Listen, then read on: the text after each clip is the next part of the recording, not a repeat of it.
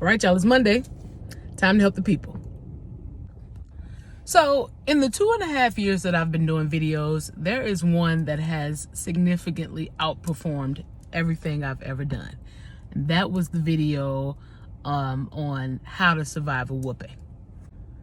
That right there showed me that the kids are the ones who really bang with your girl. So I figured it was time to do another video for the kids. So that's what we're gonna do today.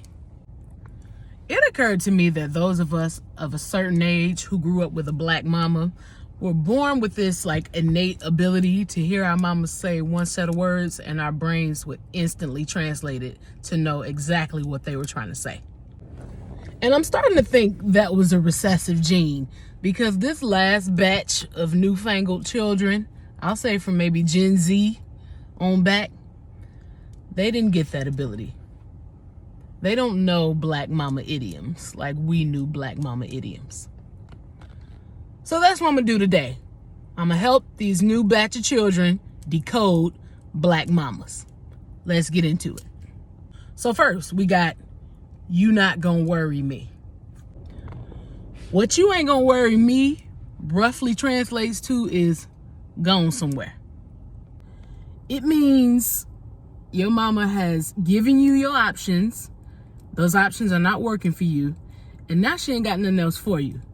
At this point, you can't do nothing but get out of her face. I'll give you an example. You say, Mom, what's for dinner? She say, chicken. You say, I don't want chicken. She's like, oh well, chicken is what I made.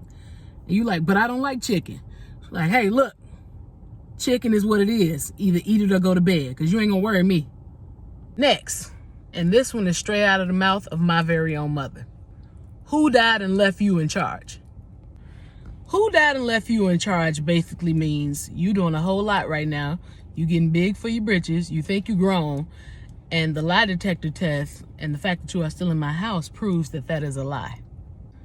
My mother would break that one out when we called ourselves making an executive decision that we did not have the power or authority to make. She would be like, oh, and who died and left you in charge? That's when you knew you just needed to get somewhere and sit down. Next, we got, am I on the phone? So like when we was kids, my mother would be on the phone and we come running in there, Ma. She'd be like, hold on, am I on the phone?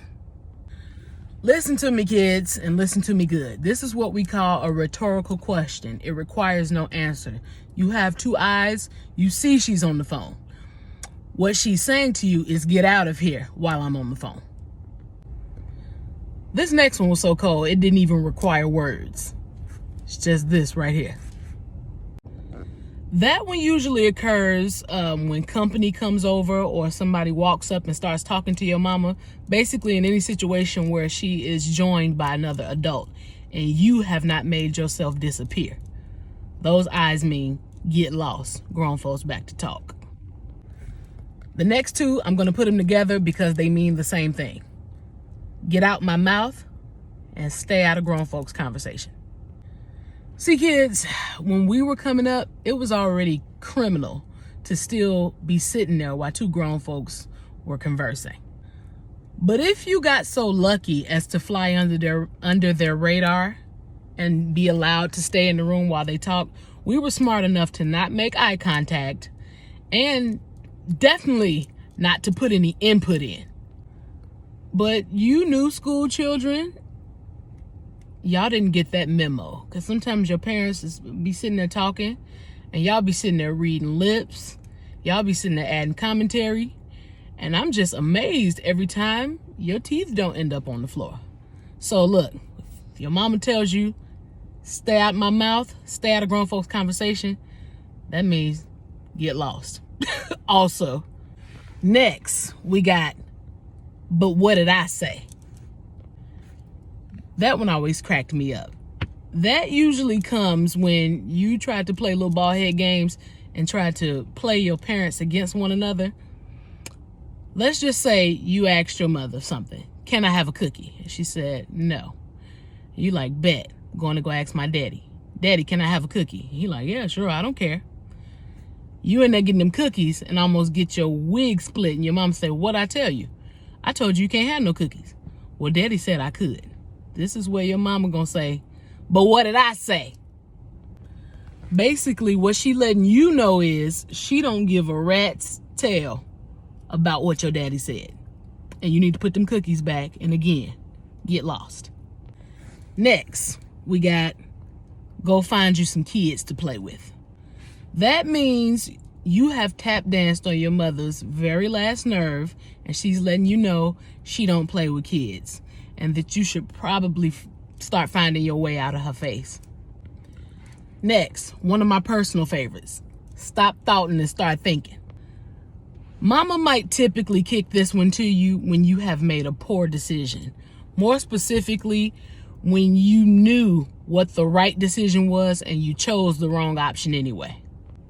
So for example, you come in the kitchen and she say, why are you in this kitchen? You be like, oh, I thought it was time to eat.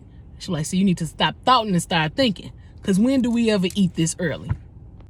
Finally, if you can you can hear. This happens when your mama done told you something and you answer her with and she knows good and well you heard her.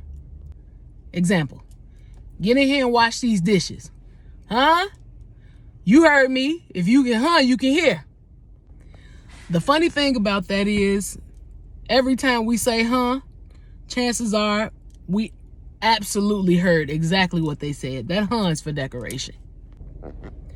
So I'm done. I hope that helps. As always, govern yourselves and just know that it takes 1 second to put on chapstick, but it takes a week to heal a cracked lip.